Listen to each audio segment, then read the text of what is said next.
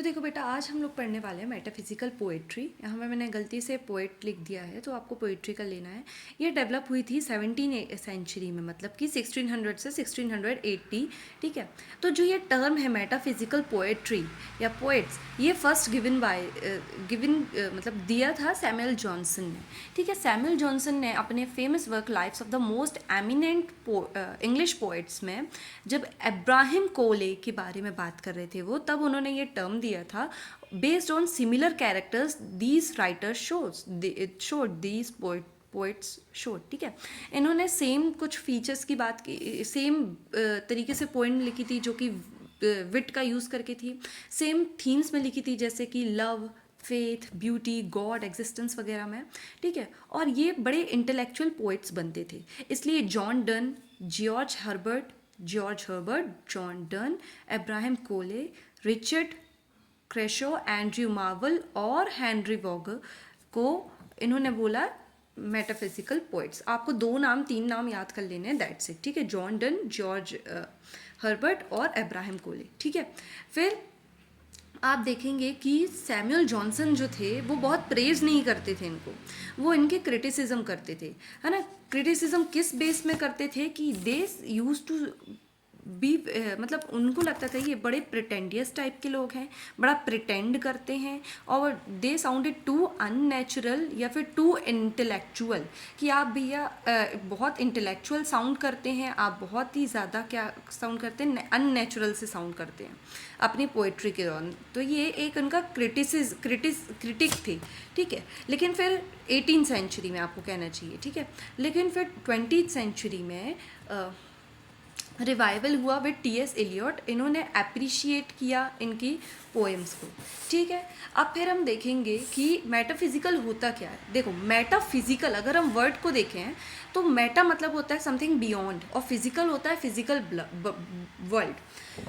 तो it is a branch of philosophy that studies reality beyond physical words, है ना, जो कि साइंस आंसर नहीं कर सकता है, जो इन क्वेश्चंस को आपका, है ना, जो कि anything which cannot be explain by science, anything that cannot be measured और क्वान्टिफाइड, एब्स्ट्रैक्ट आइडियाज़, है ना, जो कि होते हैं वो मेटाफिजिकल पोएट्री के अंदर आते हैं, जैसे कि गॉड, जैसे कि टाइम, जैसे कि लव, जैसे कि आपको कहना चाहिए मतलब अलग अलग से आइडियाज़। समझ में आ रही है आपको बात।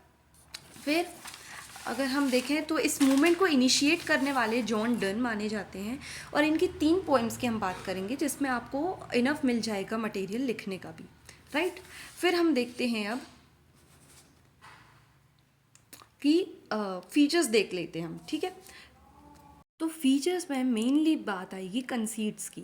ठीक है। कंसीट्स का यूज़ किया जाता था। कंसीट्स क्या होते हैं, एक सरप्राइजिंग कंपैरिजन करते हैं हम, एक्सटेंडेड तो रहते हैं, जैसे पेट्रार्कन कंसीट्स की हम बात करें एलिजाबेथन एज की, तो ये भी एक्सटेंडेड मेटाफर्स होते हैं। लेकिन मेटाफिजिकल पोइट्री की अगर हम इम्पॉर्टेंटली बात करें तो ये होते हैं surprising comparison between two very different things. जैसे जॉन डन की एक किताब, एक उसमें वर्क में ए वैलिडिक्शन फॉरबिडिंग मॉर्निंग में लवर्स को है कंपैरिजन किया गया है कंपस से।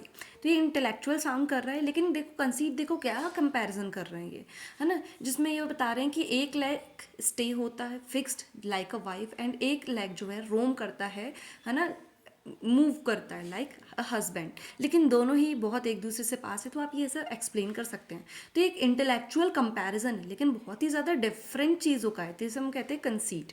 दूसरा आता है आपका इंटेलेक्चुअल एंड फिलोसफिकल, कि इनकी जो मेन थीम्स रहेंगी ना वो इंटेलेक्चुअल रहेंगी और फिलोसफिकल के इर्द गिर्द रहेंगी, फिलोसफी के इर्द गिर्द रहेंगी। रीजंस का, आर्ग्यूमेंट्स का, लॉजिकल थिंकिंग का यूज़ होएगा। जैसे कि एग्जांपल जॉन टन की किताब फ्ली में, द फ्ली में, मतलब वर्क द फ्ली में पोएट जो है लॉजिकल आर्ग्यूमेंट, इंटेलेक्ट का यूज़ करके अपने लवर को बना रहा है कि एक फ्ली ने तुम्हारा खून भी पिया है, मेरा खून भी पिया है, तो इस हिसाब से हम लोग फिजिकली एक हो चुके हैं। नाउ लेट्स, अब हम असल में भी ऐसे फिजिकली इन्वॉल्व हो जाते हैं। ठीक है। रिलेशन बना लेते हैं। तो ये देखो आप कितना मतलब क्या क्या आर्ग्यूमेंट्स, क्या क्या इंटेलेक्ट लगा के जो है बात की जा रही है, कन्विंस किया जा रहा है विमेन को, राइट। फिर थर्ड है हमारा ड्रामेटिक ओपनिंग, कि ओपनिंग बड़ी ड्रामेटिक टाइप की होएगी।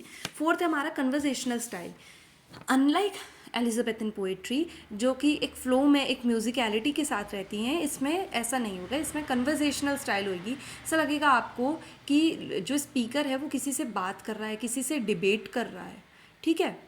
फिर combination of intellect plus emotion की, आपको इमोशनल चीज़ें जैसे लव को कॉम्बिनेशन देखिएगा इंटेलेक्ट के साथ, जैसे कि अभी आप द फ्ली में देख लें आप, ठीक है।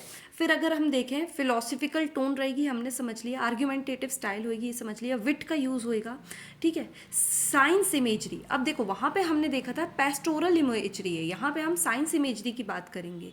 यहाँ पे आपको रिलेटेड मिलेगा काम इमेजरी रिलेटेड टू लीगैलिटीज़, है ना, लीगल टर्म्स और का यूज़ देखने को मिलेगा। मेडिसिन के आपको बहुत इमेजरी देखने को मिलेगी। मैथमेटिकल इंस्ट्रूमेंट्स जैसे कंपास है, तो कंपास की आप इमेजरी ही तो कर रहे हो ना, ठीक है। फिर irregularity, it is very important, unlike Elizabethan age उसमें क्या होता था, एक फिक्स्ड राइम स्कीम होती थी, एक फिक्स्ड आपका कहना चाहिए स्ट्रक्चर होता था स्टैंजा का, ऑक्टेव, सेस्टेट या फिर स्क्वाट्रेन्स और कैपलेट, और मीटर होता था आयम्बिक पेंटामीटर। लेकिन यहाँ पे कुछ भी रेगुलर नहीं है, कुछ भी फिक्स्ड नहीं है, सब इरेगुलर है। फिर पैराडॉक्स का यूज़ किया जाता था। पैराडॉक्स मतलब कि अगर हम जॉन डन की ही एक पोएम देखें, डेथ बी नॉट प्राउड, तो इसमें वो लास्ट में बोलते हैं डेथ यू शेल डाई, मतलब कि ये पैराडॉक्स है कि आप कैसे बोल सकते हैं मरने को ही कि मर जाओ, ये ठीक है। तो इट वॉज समथिंग अलग, है ना, कुछ डिफरेंट। फिर आयरॉनिक सार्केस्टिक रहती थी इनकी किताबें, इनके वर्क्स, और बहुत ज़्यादा एनालिटिकल, इंटेलेक्चुअल, रीजनेबल आपको कहना चाहिए, ठीक है। फिर अगर हम ट्रांजिशन की बात करें बेटा, तो ट्रांजिशन कैसे होता है एलिजाबेथन एज से सीधे आपके मेटाफिजिकल में, कि आपका देखो हमने रीजंस तो पढ़े, लेकिन जो एलिजाबेथन जो आप मेन फीचर्स पाओगे इतने डिफरेंट क्यों हैं, क्योंकि एलिजाबेथन एज की जो पोइट्री उनको लिखा जाता था ताकि वो कोर्ट रूम में सबके सामने गाई जाए। लेकिन आपको इन्हें गाए जाने के लिए नहीं लिखना है, आपको इन्हें एक पजल की तरह लिखना है, क्योंकि मोस्ट ऑफ द जो पोइट्स हैं मेटाफिजिकल एज के, ये तो चाहते भी नहीं थे कि हमारी पोएम्स जो है पब्लिश हुई। ज़्यादातर इनकी पोएम्स जो है इनकी डेथ के बाद ही पब्लिश हुई हैं।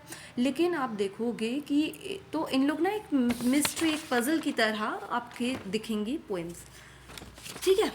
तो ये मेनली हो गया हमारा सारा कुछ, हमने जो बात की थी, बात करनी थी एक्चुअली। और मेन थीम्स अगर हम देखें, अच्छा पोइट्स के नाम याद रखना, जॉर्ज हर्बर्ट, एंड्रयू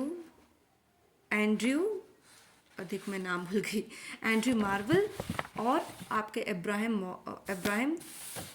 कोहली और जॉन डन पायनियर थे इस मूवमेंट के, ठीक है।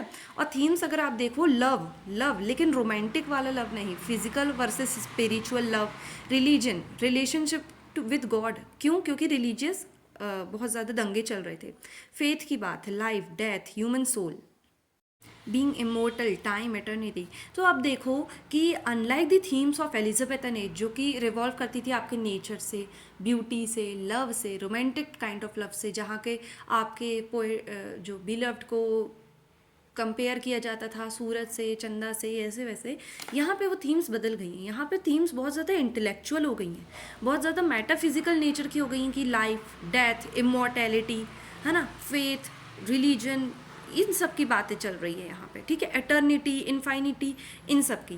तो आई होप आपको समझ में आई होगी, तो please do like, share and subscribe to my channel.